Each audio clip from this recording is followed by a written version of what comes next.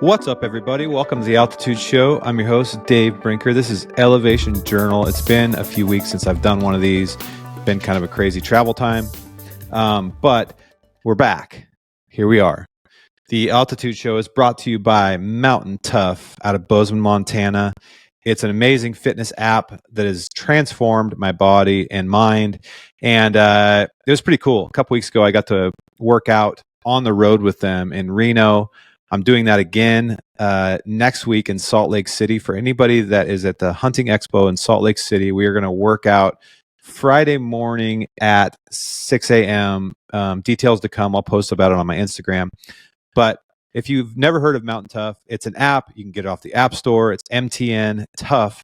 And basically, it's functional fitness for the mountain athlete. That could mean you're a hunter or just someone who loves to spend time in the mountains, outdoors. There's programs for everybody up to like elite athlete level, all the way to beginner, all the way to people that are a little bit older. I tend to use what they call their minimal gear dailies because that's about how much time I have during the day, which is about 45 minutes. You don't need a lot of gear. I can do it at my home office. It's amazing. It's challenging every time. They change it all the time. They post a workout every day and delete it every day. So Sarah, Dustin, the team over there always take me through an awesome workout. You can use my code DAVE20 to get 20% off your subscription. Go over to the App Store, get the app. You're going to love it. So last week, or actually this week, the last 2 weeks, we've done a huge giveaway on the Altitude Show's YouTube channel. I'm hoping that you heard about it, but we gave away $5,000 worth of stuff, including a trip to Oregon and a trip to the Bowtech factory to come build a bow for you with me. Yeti cooler, Leupold spotting scope, a Peaks Solace 15 sleeping bag, a Mountain Tough membership, a Go Hunt membership, and more. We did select a winner for that the day before yesterday, and they have been notified. More details to come. There's going to be a secret event that I'm going to tie to this that's going to be happening potentially at the Bowtech headquarters. And it's going to be awesome. I will give you guys more details as it comes in. All right. Or as they come in. All right. So before we get started on today's show, I was thinking about something this morning because I'm starting to plan my year of hunts. And I start off I'm going to California pig hunting here in a couple weeks.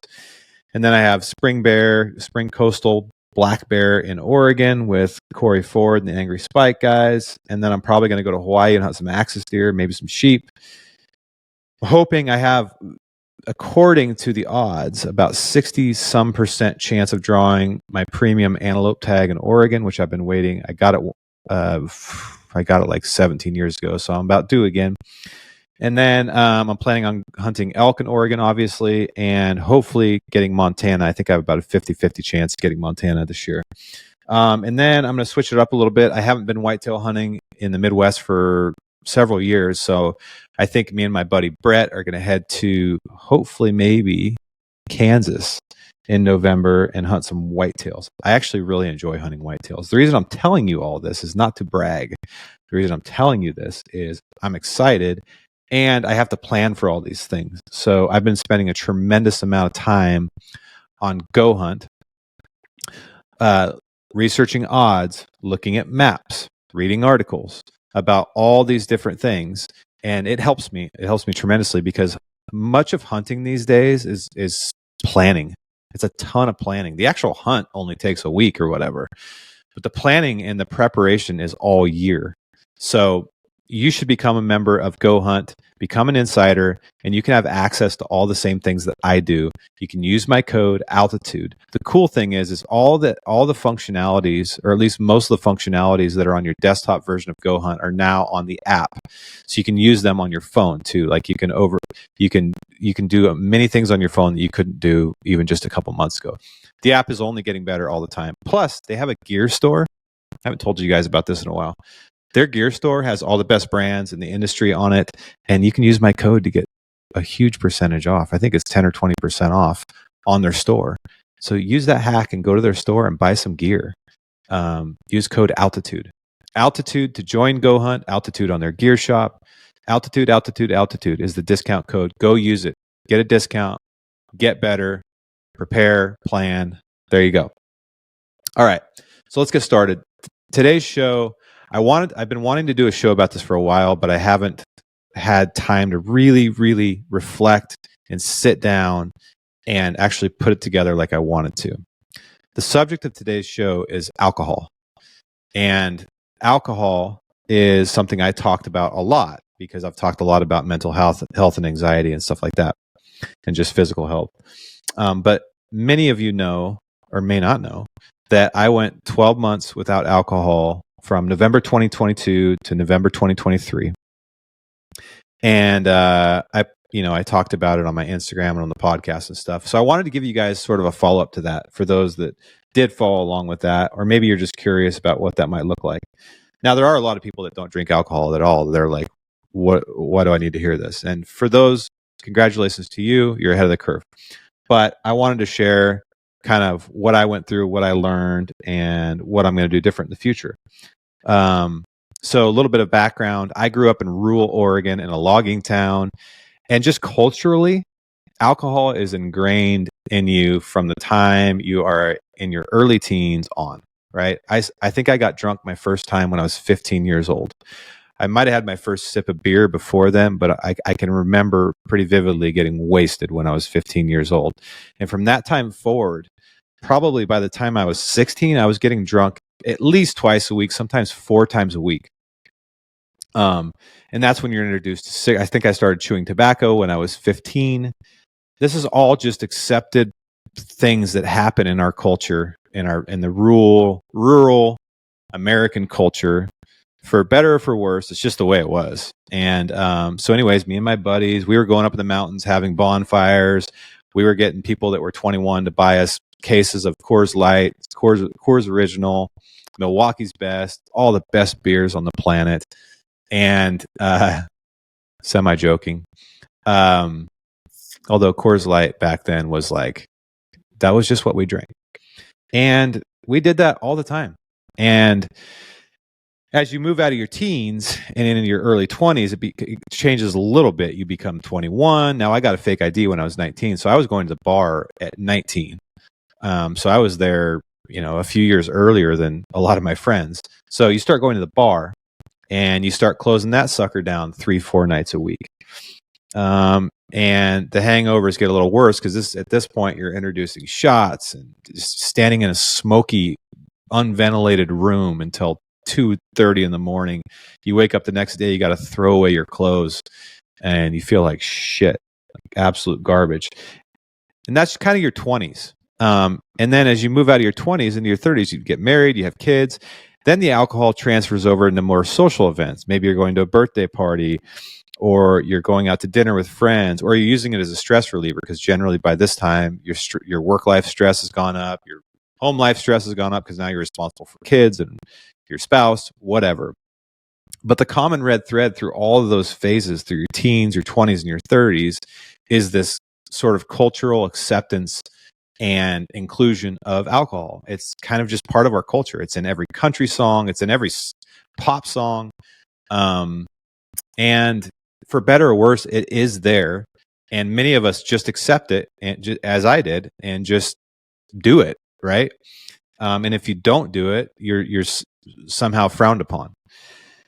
So as I got into my early 30s, mid 30s, I started more paying attention to these type of things because you start feeling like shit. You can't handle it as well as you used to. Like Hank Williams says in his song, "The hangovers hurt more than they used to." That is totally true. When I was 21, I could do that 3-4 nights a week. I still felt like shit, but I could at least do it. No sleep. Also, by this time, you've most likely had someone around you die. And so you realize sort of the mortality of us all. And that's the first introduction to that. And it's really hard to take. You have kids now that you are a role model for. You start noticing that. You start getting fat because the calories don't go away like they used to. And that dad bod just grows and grows and grows. And you get that little pot belly, beer belly. you start aging, you start getting your first gray hairs, you see the people around you aging. And this is the time of your life where you're supposed to be in your prime and making the most money and providing for your family and not dying. So for me, at least, all these things become apparent to me because I try to be somewhat self-conscious and improve. The other thing for me at this point was as I've gotten older, my anxiety got worse, and it's probably for a multitude of reasons. As you get older, you have more responsibilities, so you do have more anxiety. You're more stressed out. But as I got into my 30s, late 30s, mid 30s, alcohol started making my anxiety like multitudes worse. So I decided, and I have decided a few times since then, to just stop drinking altogether and just take pause and see what it does and try to determine a better path for the future, because it became so culturally ingrained in me over my life that I had to figure out something different. Plus, I've hit a couple extreme lows. I have made the worst decisions of my life when I was drinking. And when I look towards the people that I admire most, a lot of them don't drink at all. So a couple times in the last decade and a half, I have decided to just stop cold turkey for a period of time. Now, I've done it a couple times for a month. I've done it a couple times for 6 months. I've done it a couple times for a year. Well, in November of 2022, I decided to do it again for 12 months. I think it's a really, really good challenge, and it's worth doing just to kind of learn a bunch of things. So the reason I did it is because I like to challenge myself with different things. If you guys follow me, I try a lot of hard things. I'm a bow hunter. I'm a songwriter. I just started jujitsu at the age of 42 last year. Like I like challenging things that push me to become better. I also, as I mentioned earlier, as I get older, just you realize you're not invincible, and more you lose more and more people in your life. I have personally witnessed multiple people going through horrible cancer over the last several years, and you just start realizing that longevity is a pretty interesting topic. Like you start thinking about that. Maybe you have friends that are aging worse than other friends. Maybe you've lost friends. Maybe you have, at this point in your life, your parents are getting to that age where you're starting to maybe take care of them, etc. Longevity, you're like, man, I want to live longer. And for me, I want to hunt elk until I'm 90, which is all encompassing. If I can do that, I feel like I can do all my other functions at that age. My mental health means more to me now than it ever has because I'm so busy. I have multiple businesses. I have kids. I have family. I have life that I have to have my mental health. It's my most important asset. So if I'm overly anxious or sleep deprived or hungover or dehydrated or whatever, I'm not going to be able to perform at the level that I want to perform at. I am really focused in this decade of my life of being professionally successful because I feel like I'm in my prime. I can handle it the best right now. So I really want to use my 40s to do the hard work, like put the effort in so I can live the last half of my life the way I want to. Not that I don't live it the way I want to right now, but my goal is to be financially free by the time I'm 50. And I'm on track to do that. And every day I wake up and work towards that goal. So doing things that stifle even just 2 hours of that don't make a lot of sense to me. So I wanted to challenge myself and just see if this is something I can do without. Now, a little bit more context. I only, at this point in my life right now, before I did this, I'd probably have, I don't know, a half dozen drinks a week, but it became fairly habitual. I'd have a beer or two at night when I'm stressed out. On the weekends, I'd always get a beer or two or whatever. But I'm not an alcoholic, and probably my situation can't relate to someone who has a real drinking problem that should seek professional advice. This is more just for that casual rural American cultural drinker, anyways, so those are kind of my whys. So November, I started doing it, and I'm going to go 12 months. And so what I wanted to go through is first the 4 biggest challenges that I encountered while doing it, and every time I do it. Number one is, and everybody will say this, it's like fear of judgment and from your friends. I have specific friends that like to give me shit when I'm not drinking. It's all in fun. Like I don't take it personally. Um, but it does happen and it is real. And I think the worst thing you can do is shy away from it, because if you just avoid all social interactions that include drinking, I think you miss out on a lot of fun. I think you can have fun going to these social things, even around these people that are going to give you shit, make you feel like a loser. Like you have to learn how to cope with that. So I think unless you're like an alcoholic that has a real drinking problem that has to avoid that because they can't resist having a drink, different. But if you're like me who just likes the social lubrication, you can stop. I don't, even though you have that initial fear of being in those situations where people are going to give you shit for not drinking, like it doesn't take very long to get over that. And you go to a couple of those social situations, you make it all the way through, you wake up feeling great the next day, they probably wake up feeling not so great, and you're like, oh, that wasn't that bad, I still had fun too. Like I have just as much fun without it. So you can put yourselves in those situations and become stronger, but it is a hurdle for sure. The second hurdle is, because it's such a habit and ingrained in every portion of our culture, it's like this thing that you constantly got to be batting away. But there's a couple tricks that I learned for doing that. One, obviously there's triggers. Habits have triggers. When I get home, I have a beer. When I go out to dinner, I have a beer. When I go see this friend, we have a beer. When we watch football, I have a beer. It's like, but like identifying those triggers and those places where it is a habit, and be like, I'm going to go watch this football game, but I know consciously I'm not going to grab a beer. I'm going to grab a seltzer, or I'm going to have a coffee. I'm going to go out to dinner, but I'm going to have sparkling water or even a mocktail, which I'm not a fan of, but maybe you like mocktails. Or there's great non-alcoholic beers that I do like. Athletic Brewing is a great example of that. I also like the Guinness non-alcoholic stout they make. Regardless, there's ways to like quench the habit, the habitual side of you, but you have to be conscious of when those triggers are occurring, so you're prepared for them and you have alternatives. So have those alternatives. The third hurdle, this is actually the hardest one for me, is stress relief and sort of that self-medication part of it, because I have anxiety. It does feel temporarily good to drink a beer because it makes my anxiety go down. But what happens in a couple hours, it actually spikes. It goes up, which is called anxiety. And that's what wakes you up in the middle of the night. So the hardest part for me is learning how to cope with those really bad days or those really stressful situations that you just want a beer just to stop the stress for a second. For me, that has been finding evening activities, especially during the winter, that are healthy. So they take you away from the situation. For me, it was jujitsu or archery. Join an archery league, whatever that might be for you. Maybe it's a book club. I don't know. But having those things that you can go to in the evening, because the evening's generally when you drink, right? And they're healthy. They get you active or around people that are in a positive environment where you're learning something and challenging your body and mind. So it's really finding better ways to cope with your stress.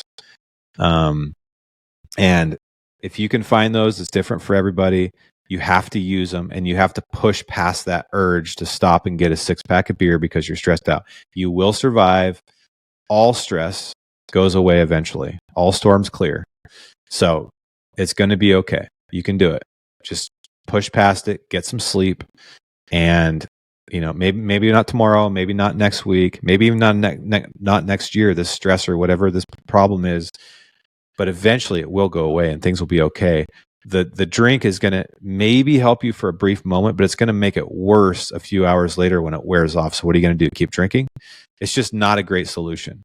So the fourth challenge that I've found is it was part of the first one too, is there's enablers in your life where they only want to hang out with you if you're drinking, because for whatever reason, like maybe that's the only thing you guys have in common. Like I had people like that I'm not friends with anymore.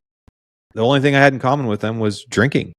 And that's just the way it is. And that's no bash against any of your friends or any of my friends. It's just the way it is. There's some people that are just really fun to drink with. But you got to pay attention to that, because if that is really the only singular reason you like somebody, I don't know that I put myself in that situation anymore. But that's probably not most people. Most people, you have connections further than that, and you can probably have fun with them without it, even if they are drinking. But here's what I would say. There is a point when other people are drinking, when you're not drinking, where you just got to leave. Like, I know once people get to the point where I can't understand what they're saying, and or I'm not laughing at their jokes anymore, it's just time to go to bed, because that the fun goes substantially down after that point. It's usually right around 10 or 11 at night, or maybe you can make it to midnight, but after midnight, good luck. I know some people that can do that sober. I'm not having fun anymore being around people, so I just go to bed. So those are the 4 biggest challenges. Okay, so here is the top benefits I found. 1, because anxiety is a huge issue for me, I have to sleep. And studies show that even if you just have 2 drinks a day, your sleep is decreased by 24%. A quarter of your sleep is lost even if you only have 2 drinks. That's freaking insane. That is insane. For me, that is unacceptable. If I don't get the proper amount of sleep, for me, it's like 9 hours. I do not operate at my full potential the next day. And as I said earlier, I have to, because I have a lot of responsibilities. So sleep, sleep, sleep, sleep, sleep. When I don't drink, I sleep like it's like a miracle. I actually wake up and I feel great. So sleep was a huge benefit, like probably the biggest for me. Number 2 was just focus. Like, and it's not just like focus, like, ooh, I'm so focused. It's like self-awareness, energy, drive, willpower. Like, you just have this, I don't know what it is, like this mentality, like you're more there to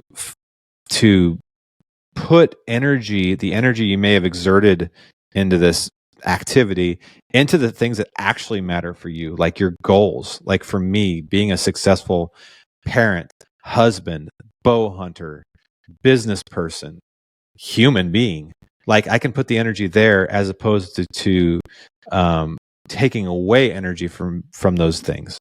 So like you're just more focused, you're more there, you're more self-aware, and you can drive that energy forward to what you want.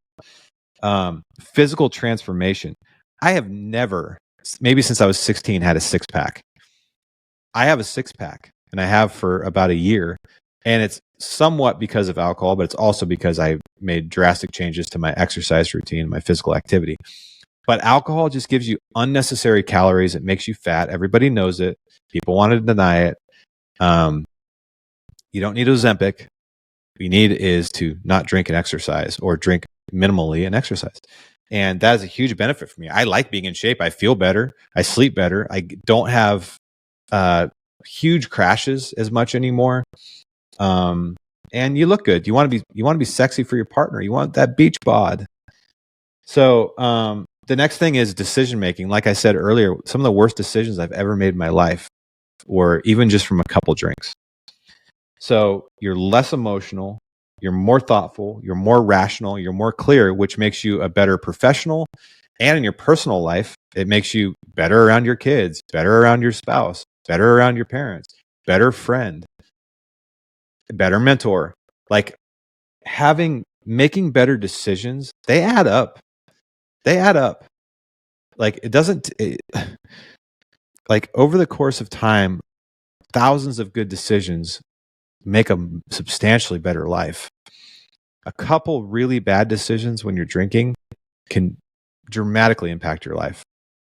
Not that you can't make a bad decision when you're not drinking, but you're definitely increasing your odds to not when you are sober, if you will. My love life has improved when I don't drink, especially sex life, my sexual drive, performance, your connection with your spouse, just being present. And again, because of that focus and self-awareness, you actually are just a better human to be around. I found when I drink in the evening, I get really edgy with my kids, especially, and I'm just kind of a garbage parent when I do that, to be honest with you, and I don't like that. So definitely better relationships, better love life. This was probably my second thing that I think about when I was doing this, besides anxiety. And that is, as you get older, longevity means more to you. More people around you are getting sick and or pass away. And you kind of realize, like, you're not here forever. Like, statistically, I'm over halfway through my life. I think the average male lives to like 77 or 78. And if you start working out the hours and the days and the minutes that you have left statistically, it can be really eye-opening. I've always wanted to put a clock above my podcast booth that actually statistically shows me how many minutes I have left. Hopefully I outlive that by 20 years or 30 years, but that's just statistics. So longevity becomes a part of the conversation. Alcohol increases blood pressure, increases the risk of heart disease, increases the risk of liver disease, increases the risk of digestive problems.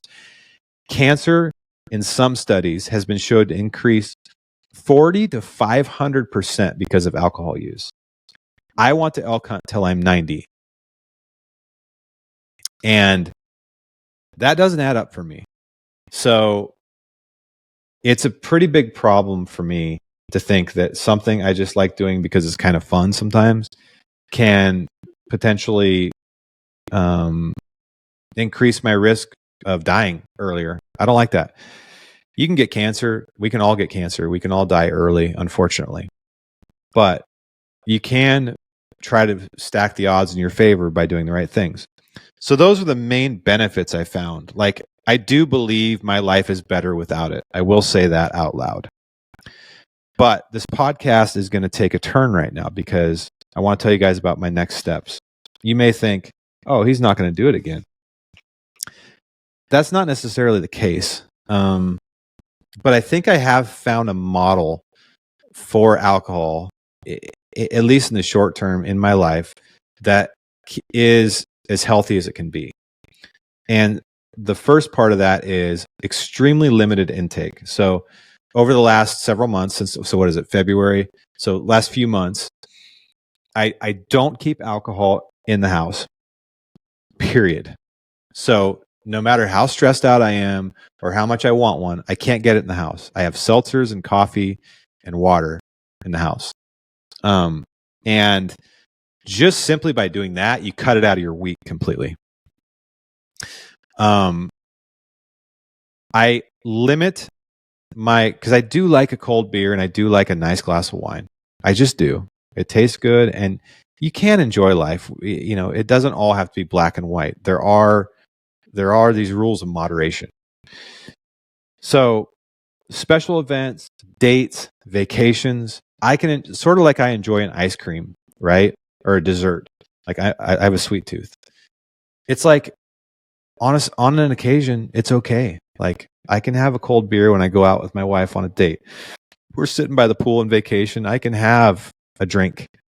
We're at a vineyard and we're wine tasting. I can have a glass of wine, but I'm not going to keep it in my home. And I'm only going to do it in those special occasions and very limitedly, at a very limited capacity. Never going to get drunk. I don't think I'll ever be drunk again in my life. I think it's a total waste of time. And I don't, after years of studying it and doing it, I don't understand what the point is. I hate it and I never want to see it again. I think it's awful and evil. But again, moderation. You don't have to get drunk. You can have a drink and just walk away. I may at some point in the near future, or maybe midterm, I may just say, screw it. I'm not doing it ever again, ever. I'm not there yet because I live in wine country. I like a glass of wine. I like a cold beer. I think the model that I'm on right now is working for me. I feel great. I don't need it. I don't even think about it really. Unless we go out, I'm like, oh, they got a pretty good microbrew here. I might try that. And then I can just walk away and be done.